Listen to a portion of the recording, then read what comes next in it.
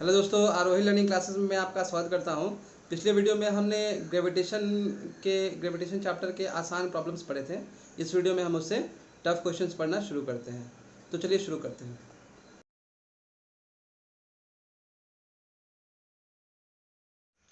देखिए दोस्तों, पहला सवाल क्या कहता है।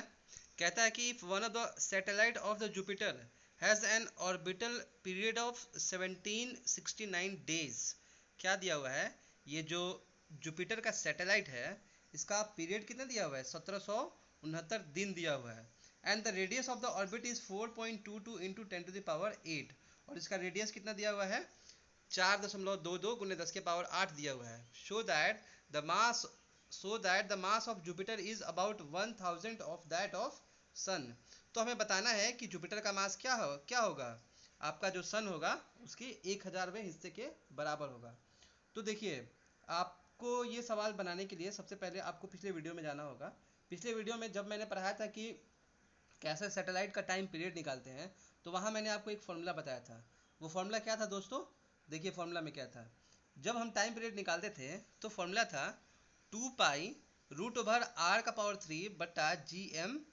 वहाँ पे ई होता था क्योंकि हम मास निकालते थे, radius of mass of earth लेते थे।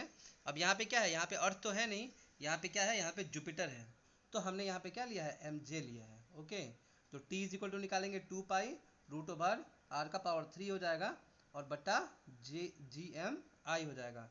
अब देखिए, mj यहाँ पे क्या है, मास ऑफ जुपिटर है, और g क्या है, ग्रेविटेशनल कांस्टेंट है। ओके, अब देख लीजिए आपको फॉर्मूला में क्या क्या दिया हुआ है।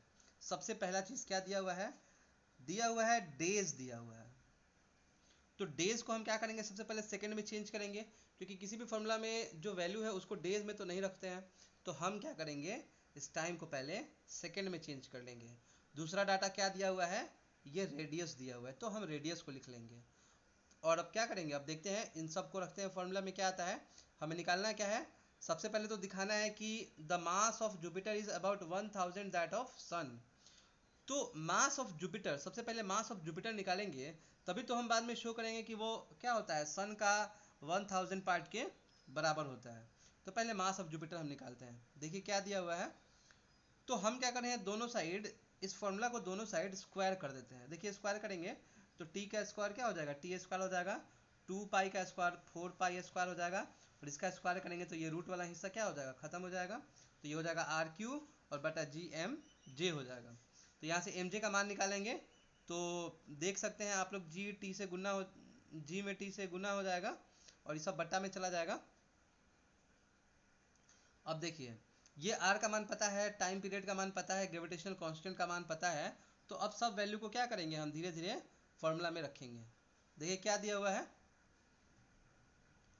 तो यही लिखा हुआ है, putting all the values in the formula. Formula में रखेंगे तो यहाँ पे पाई का मान 3.14 रखेंगे, पाई स्क्वायर है तो 2 बार रखेंगे, और यहाँ पे आर का पावर 3 है तो आर का पावर 3 यहाँ पे आप रख दीजिए, आर का पावर 3। तो देखिए रेडियस का पावर क्या है, 10⁸ है, तो इसका पावर 3 करेंगे तो क्या हो जाएगा, 8×3 = 24 हो जाएगा। तो यही मैंने यहाँ पे सीधा रख दिया है, 10⁻²4। और देखिए नीचे क्या दिया हुआ है, ग्रेविटेशनल कांस्टेंट, यहाँ मैंने मान रख दिया ग्रेविटेशनल कांस्टेंट का, और टाइम पीरियड का स्क्वायर दिया हुआ है। तो टाइम पीरियड को हम क्या करेंगे, यहाँ पे सेकंड में चेंज करेंगे। तो ये तो डेज में दिया हुआ था, तो इसको हम सेकंड में चेंज करेंगे। तो देखिए कैसे गुना करेंगे, यही आपका 60 × 60 × 24 से कर देंगे, तो ये क्या आ जाएगा, टाइम पीरियड का मान सेकंड में आ जाएगा। और इसी को हम क्या करेंगे, यहाँ पे रख देंगे, पूरा कैलकुलेशन करेंगे। आप लोग तेज है, कैलकुलेशन कीजिएगा, क्योंकि इतना लंबा कैलकुलेशन तो मैं नहीं करने वाला। ओके, हालांकि मैंने कैलकुलेटर से किया है, ठीक है। तो देखिए आप आराम से देख सकते हैं, यहाँ 10⁻−11 है, यहाँ पे क्या है, 10⁻10 है। तो यहाँ पे तो सीधे -1 हो गया, ये -1 ऊपर +1 हो जाएगा, 24 का पावर 1 हो जाएगा। अब बाकी आपका आ गया ये वाला पार्ट, गुना कर दीजिएगा, और इन सबको गुना करके डिवाइड कर दीजिएगा। तो आपका आंसर आ जाएगा, जो कि कितना आएगा, mass of Jupiter is equal to आ जाएगा 190 गुने 10⁻27 हो जाएगा। यही आंसर हो जाएगा। आई होप आप समझ रहे होंगे। तो हमें दिखाना था कि ये क्या होता है, ये सन के मास के 1000 पार्ट के बराबर होता है, 1000वां पार्ट होता है। तो दोनों का रेशियो देख लेते हैं। देखिए जब भी आप ग्रेविटेशन का बनाइएगा ना, न्यूमेरिकल बनाना शुरू कीजिएगा, तो कुछ जो डाटा है वो आप तो पक्का पहले रट जाइएगा कि वो डाटा होता ही होता है। जैसे आपका मास ऑफ अर्थ कितना होता है, रेडियस ऑफ अर्थ कितना होता है, ग्रेविटेशनल कांस्टेंट का मान कितना होता है, मास ऑफ सन कितना होता है, कम से कम 4-5 ये डाटा जो है वो आप बिल्कुल याद कर लीजिएगा, क्योंकि वो कभी कभी डाटा न्यूमेरिकल में नहीं दिया हुआ रहता है। तो नहीं दिया हुआ रहता है तो वो आपको क्या करना है, वो आपको ऐसे ही पुट करना है। ओके, तो देखिए मास ऑफ जुपिटर हमने ऊपर निकाला है, यहाँ पे कितना आ गया 190 × 10⁻27 आ गया, तो हमने यहाँ पे रख दिया है। और मास ऑफ सन क्या है, ये इतना ही उतना होता है। दोनों को कैंसिल करेंगे तो ऊपर 27 है नीचे 30 है, तो 1 बटा क्या हो जाएगा 1000, यही हो जाएगा आंसर। आप समझ गए होंगे। तो जो जो मैंने चीज़ें कही हैं वो पहले आप बिल्कुल कर लीजिए, डाटा याद कर लीजिए, फॉर्मूला सारा देख लीजिए कौन कौन फॉर्मूला यूज़ करना है। उसके बाद आप बनाइए ना, जो भी फॉर्मूला आएगा, जो भी सवाल आएगा, आप उसमें ये चीज़ अगर आइडेंटिफाई कर लेते हैं तो आपका वो बिल्कुल न्यूमेरिकल बन जाएगा। नेक्स्ट देखते हैं, a rocket is fixed from the earth towards the sun, at what distance from the earth centre is the gravitational force on the rocket is 0। कहता है a rocket is fixed from the earth, मान लीजिए कि ये अर्थ है और rocket क्या है, from the earth towards the sun at what distance, मान लीजिए कि ये अर्थ है और यहाँ पे क्या है, रॉकेट है, और मान लीजिए कि यहाँ पे क्या है, आपका सन है। तो हमें बताना है कि eight what distance from the earth centre is the gravitational force on the rocket is 0। तो बताना है कि कहाँ पे ये रॉकेट होगा जहाँ पे क्या होगा, इस पे जो ग्रेविटेशनल फोर्स लग रहा है वो क्या हो जाएगा, 0 हो जाएगा। तो देखिए यहाँ पे मास ऑफ अर्थ तो हमें पता है ये आपका होता है, मैंने पिछले सवाल में कहा था कि आप इसको याद कर लीजिए कि ये मास ऑफ अर्थ इतना होता ही है, 6 × 10⁻24। कभी कभी रेलवे में या एसएससी में ये आपका सीधे आंसर ऑब्जेक्टिव में आता है, तो आप वहाँ भी इसको यूज़ कर सकते हैं। तो मास ऑफ अर्थ कितना आ गया, ये आपका 6 × 10⁻24 हो गया। और मास ऑफ सन इसका हमने पीछे यूज़ भी किया था, तो ये होता है 2 × 10⁻30 होता है। और ऑर्बिटल रेडियस होता है 1.5 × 10⁻11। तो अब देखिए दोनों का हम क्या करेंगे, दोनों का फोर्स हम निकालेंगे कि मान लीजिए कि यहाँ पे अर्थ है, यहाँ पे क्या है, सैटेलाइट है, और यहाँ पे सन है।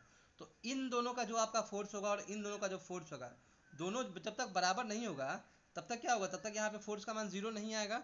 तो हम उन्हीं दोनों फोर्स को क्या कर रहे हैं, बराबर कर रहे हैं।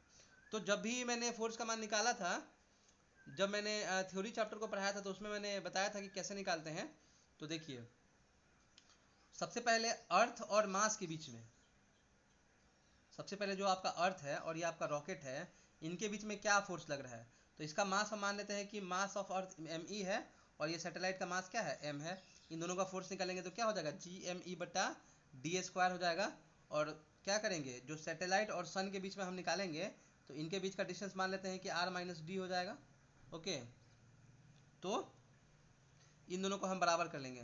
बराबर कर लेंगे तो देखिए कैलकुलेशन कर रहे हैं, कैलकुलेशन करने के बाद क्या आ जाएगा, r - d, फॉर्मूला रख लीजिए, सब आपको मान पता है ही, r - d का होल स्क्वायर बटा d² कर देंगे, और ये m और m कैंसिल हो जाएगा, m और m यहाँ पे कैंसिल हो गया है, g और g कैंसिल हो जाएगा, g और g कैंसिल कर देंगे, फिर दोनों का रेशियो रख देंगे।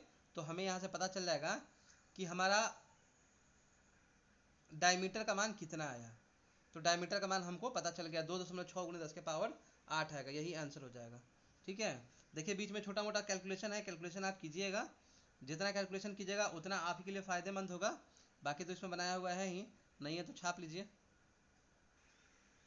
अगला सवाल देखते हैं, अगला सवाल क्या दिया हुआ है, कहता है a Saturn year is 295 times the earth, यानी सैटर्न का क्या है, जो आपका टाइम पीरियड है वो 295 टाइम्स दिया हुआ है। How far is the Saturn from the sun is if earth is 1.5 × 10⁸ kilometres away from the sun. यदि अर्थ का डिस्टेंस जो है सन से क्या है, डिस्टेंस कितना दिया हुआ है, ये 1.5 × 10⁸ दिया हुआ है। तो हमें बताना है कि वो कितना डिस्टेंस है, तो सैटर्न कितने डिस्टेंस पे है। तो देखिए सबसे पहले तो यहाँ टाइम पीरियड दिया हुआ है और यहाँ पे क्या दिया हुआ है, डिस्टेंस दिया हुआ है। तो आपके दिमाग में एक ही फॉर्मूला आ जाना चाहिए कि टाइम पीरियड और जो आपका रेडियस होता है, और जो रेडियस होता है, इनके बीच में क्या होता है, इनके बीच में रिलेशन किस नियम में होता है। तो मैंने आपको ग्रेविटेशन के वीडियोज़ में बताया है केपलर्स का तीसरा नियम। केपलर्स का तीसरा नियम क्या है, आपका टाइम पीरियड और डिस्टेंस के बीच में रिलेशन को बताता है। तो ये रिलेशन क्या है दोस्तों, देखिए क्या है, by Kepler's law we know that T² is equal to क्या होता है, KR3 होता है, जहाँ पे T क्या होता है, टाइम पीरियड होता है, और R क्या होता है, रेडियस होता है, या डिस्टेंस होता है। तो देखिए फॉर अर्थ अर्थ के लिए हम निकालेंगे तो T1 square is equal to क्या हो जाएगा, KR1 का पावर 3 हो जाएगा। अर्थ के लिए हम 1 मान लेंगे और सैटर्न के लिए 2 मान लेंगे, तो दोनों रिलेशन तो सेम ही होगा। अब हम क्या करते हैं, इन दोनों का रेशियो ले लेते हैं।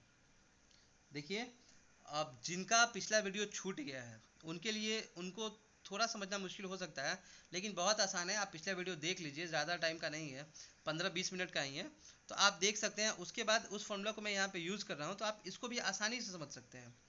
तो हम क्या करते हैं, हमारे पास दो रिलेशन पता चल गया है। T1 का square is equal to KR1 square और T2 का square is equal to KR का पावर 3 हो जाएगा। अब देखिए हम क्या करेंगे, यहाँ पे T2 का स्क्वायर हो जाएगा। अब दोनों का हम बट्टा करेंगे और इसके स्क्वायर को क्या करेंगे, इस साइड लेके आ जाएंगे। यहाँ पे देखिए दोनों का बट्टा करेंगे तो के तो कैंसिल हो जाएगा, के और बट्टा R1 का पावर 3 और R2 का पावर 3 हो जाएगा। और इस साइड क्या है, दोनों का पावर स्क्वायर है, तो स्क्वायर है तो ऊपर यहाँ इस साइड ले जाएंगे तो क्या हो जाएगा, रूट ओवर हो जाएगा, R1/R2 का पावर 3 हो जाएगा। फिर आप चेंज कीजिएगा तो ये आ जाएगा। मैंने एक स्टेप वो कर दिया है, बाईपास कर दिया है, आप इसको बनाइएगा। अब देखिए T1/T2, तो आवर्तकाल क्या दिया हुआ है, जो आपका टाइम, जो आपका ईयर दिया हुआ है वो 1/295 दिया हुआ है। और R1/R2, तो इसको हम क्या करेंगे, देखिए इसका रेडियस आपका दिया हुआ है पहले सवाल में, यहाँ पे क्या दिया हुआ है 1.5 इंटू 10⁸ यहाँ पे दिया हुआ है। और हमें सैटर्न का निकालना है, तो हम क्या करेंगे 1.5 इंटू 10⁸ यहाँ पे रख देंगे। फिर आप R2 का मान निकालिएगा, कैलकुलेशन कीजिएगा, तो कैलकुलेशन करने के बाद आपका मान कितना आ जाएगा, 143 गुने 10 के पावर 9 आ जाएगा। यही आपका आंसर हो जाएगा। एक और सवाल देखते हैं। A rocket is fixed vertically with a speed of 5 kilometre. तो वर्टिकली हम क्या कर रहे हैं, एक रॉकेट को ऊपर की तरफ फेंक रहे हैं, तो उसका क्या है, उसका स्पीड पहले दिया हुआ है 5 किलोमीटर पर आवर दिया हुआ है। From the earth surface, how far from the earth does the rocket go before returning to the earth. कहता है कि रॉकेट को जब हम प्रोजेक्ट कर रहे हैं आसमान की तरफ, सोचिए यहाँ पे अर्थ है, हमने 5 किलोमीटर पर सेकेंड की रफ्तार से क्या किया, इस रॉकेट को हमने ऊपर की तरफ फेंक दिया है। तो रॉकेट को हम ऊपर की तरफ जब प्रोजेक्ट करते हैं तो बताना है कि कितना डिस्टेंस ट्रैवल करने के बाद ये फिर रिटर्न आएगा अर्थ की तरफ, यही सवाल है।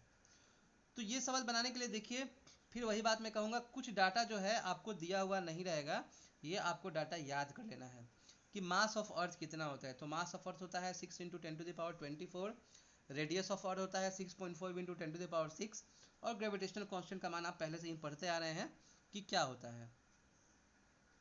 आगे देखते हैं। तो हम क्या करेंगे, हमको पता है कि पोटेंशियल एनर्जी का फॉर्मूला हमारे लिए क्या होता है, gravitational energy at the surface of earth. तो ये होता है U is equal to -GME/m/RE होता है। और अगर h हाइट पे करेंगे तो ये h हाइट पे क्या हो जाएगा, बस ये रेडियस में h क्या हो जाएगा, ऐड हो जाएगा, रेडियस पे h क्या हो जाएगा, ऐड हो जाएगा। तो ये आपका h हाइट पे हो जाएगा। ओके, अब हम क्या करेंगे कि increase in potential energy of the rocket. देखिए क्या है दोस्तों, हमको पता है कि अर्थ से हम क्या कर रहे हैं, रॉकेट को प्रोजेक्ट कर रहे हैं। तो प्रोजेक्ट करेंगे तो हमको ये चीज़ पता है कि जो पोटेंशियल जो एनर्जी होती है, या जो भी आपका रॉकेट की एनर्जी होती है किसी भी मोमेंट पे क्या होती है, वो कंजर्व रहती है। यानी जो एनर्जी यहाँ पे रहती है वही एनर्जी क्या होती है, आपका वहाँ भी होती है। और जब हम क्या करते हैं, उसको ग्रेविटेशनल फील्ड के बाहर प्रोजेक्ट कर देते हैं, तो वहाँ पे क्या हो जाती है, ज़ीरो हो जाती है। तो हम क्या करेंगे, इसमें चेंज कितना आ रहा है, सोचिए यहाँ पे भी एनर्जी उतना ही है, यहाँ पे भी एनर्जी क्या है, उतना ही है। तो हमने क्या इंक्रीज किया है जिससे वो क्या हो रहा है, जिससे ये अर्थ से यहाँ पे चला जा रहा है।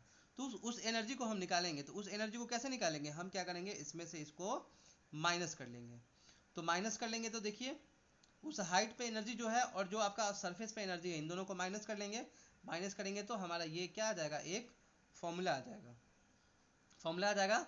उसके बाद ये जो फॉर्मूला है यही हमारा काइनेटिक एनर्जी है जो उसको मोशन में ला रहा है। तो इसको हम कर देंगे इसके बराबर, और बाकी क्या करेंगे, बाकी हम यहाँ पे आप जो भी वैल्यू दिया हुआ है सब वैल्यू को रखिए। देखिए वैल्यू को रखिएगा तो यहाँ पे देखिए थोड़ा मैंने कैलकुलेशन आपके लिए कर दिया है, आसान हो जाएगा। आप वीडियो को पॉज कर लीजिएगा, नोट कर लीजिएगा, नहीं तो आप अपने से बनाइएगा, अपने से बना के एंड में मिलाइएगा कि एंड में आपका क्या आ रहा है। तो एंड में देखेंगे कि हाइट का मान आ रहा है VA² RE² 2GME-BA² RE आ रहा है। ओके, फिर हमने जितना भी डाटा है इस डाटा में हमने सबका मान रख दिया। देखिए सबका मान हमने रख दिया है, तो हमें हाइट का मान पता चल जाएगा कि हाइट का मान हमारा कितना आया हुआ है। ओके, अगला सवाल देखते हैं। A satellite orbits the earth at a distance of 400 kilometre above the surface. How much energy must be expended to the rocket then the satellite out of the earth gravitational field? कहता है कि आपका surface पे कोई rocket है, उस rocket पे हम कितना फोर्स एग्जॉर्ट करेंगे ताकि वो हमारा ग्रेविटेशनल फील्ड से बाहर निकल जाए। देखिए फिर वही सवाल है, सैटर्न का मास दिया हुआ है, सैटर्न का मास हमें पता है, और मास ऑफ अर्थ ये सब आपका वैल्यू दिया हुआ है, टोटल एनर्जी वाले फॉर्मूला में रख दीजिएगा। देखिए आसान है, बना लीजिएगा, एनर्जी का मान आपका इतना आ जाएगा। ठीक है दोस्तों, तो आप लोग वीडियो को लाइक कीजिए, सब्सक्राइब कीजिए, दोस्तों को शेयर कीजिए और बताइए कि आपको कौन से टॉपिक वीडियो चाहिए। ठीक है तब, ओके, गुड डे।